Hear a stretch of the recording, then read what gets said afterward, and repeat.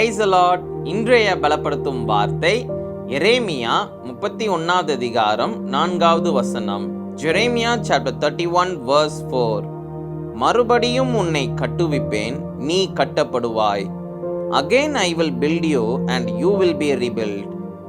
இன்றைக்கு இயேசு உங்களை பார்த்து சொல்லுகிறார், உங்களுடைய வாழ்க்கை இடிந்து போனது போல இன்னைக்கு காணப்படுகின்றதா? இன்றைக்கு உங்களுடைய வாழ்க்கை அழிந்து விட்டது, என்னுடைய வாழ்க்கையில அவ்வளவுதான், எல்லாமே முடிஞ்சு போயிருச்சுன்னு சொல்லி நீங்க நினைத்து கொண்டிருக்கிறீங்களா?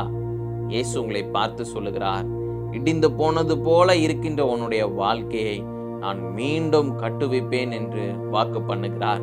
உங்களுடைய ஆவிக்குரிய வாழ்க்கையிலும் நீங்க தோற்று போனது போல என்னுடைய ஆவிக்குரிய வாழ்க்கை முற்றிலுமாக தகர்க்கப்பட்டது, முடிந்து விட்டது, இனி அவ்வளவுதான், ஏசப்பாவுக்காக என்னால எதுவுமே செய்ய முடியாது, முடிஞ்சு போயிருச்சு எல்லாமே அப்படின்னு சொல்லி, எல்லாமே அழிஞ்சு போயிருச்சு, என்னுடைய வாழ்க்கையே அழிஞ்சு போயிருச்சு அப்படின்னு சொல்லி நீங்க இன்னைக்கு இருக்கிறீங்களா?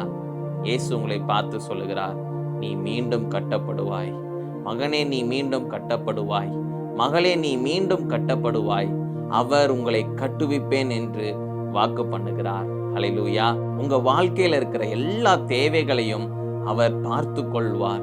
உங்களுடைய வாழ்க்கையில எதெல்லாம் அழிஞ்சு போயிருச்சோ, எந்தெந்த காரியங்கள்லாம் நீங்க தவறி போயிட்டீங்களோன்னு நினைச்சு நீங்க வேதனையோட இருக்கிறீங்கல்ல, எல்லா காரியங்களையும் கர்த்தருடைய கரத்துல விட்டு கொடுங்க.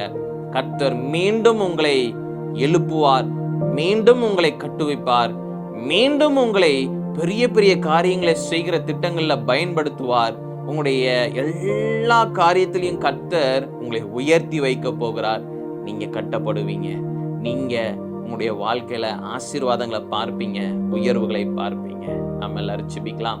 எங்களை நேசிக்கிற நல்ல தகப்பனே, ஏசப்பா, எல்லாமே முடிஞ்சு போயிருச்சுன்னு சொல்லி ஆண்டவரே சோர்ந்து போயிருக்கிறாங்க பிள்ளைங்களை, அவருடைய வாழ்க்கை ஆண்டவரே ஏசப்பா நீங்க கட்டுவிப்பேன் என்று வாக்கு பண்ணி இருக்கிறீங்க. நீ கட்டப்படுவாய் என்று நீங்க சொல்லியிருக்கிறீங்க.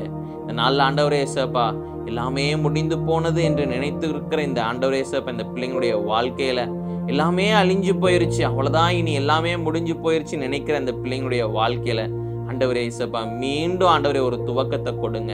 பிள்ளைங்களை ஆண்டவரே ஏசப்பா நீங்க தகப்பனை எழுப்புங்க. ஆண்டவரே பிள்ளைங்களுடைய வாழ்க்கையில ஆசீர்வாதங்களை கொடுங்க, உயர்வுகளை கொடுங்க, பலனை கொடுங்கப்பா. பாதுகாத்து வழி நடத்துங்க. இயேசுவின் மூலம் ஜெபிக்கிறேன் பிதாவே, ஆமென். நீ மீண்டும் கட்டப்படுவாய், நீங்க மீண்டும் கட்டப்படுவீர்கள் என்று இயேசு உங்களை பார்த்து சொல்லுகிறார். சோர்ந்து போகாதீங்க. இயேசு உங்களை உங்களுடைய வாழ்க்கையில எல்லா காரியத்திலையும் உங்களுக்கு உதவி செய்ய ஆயத்தமாக இருக்கிறார். உங்களுடைய வாழ்க்கையில இயேசுவுக்கு நீங்க அனுமதி கொடுங்க, அர்ப்பணிங்க. நீங்க மீண்டும் கட்டப்படுவீங்க. இயேசப்பாவுக்காக பெரிய காரியங்களை நீங்க செய்வீங்க. கர்த்தர் உங்களை ஆசீர்வதிப்பாராக.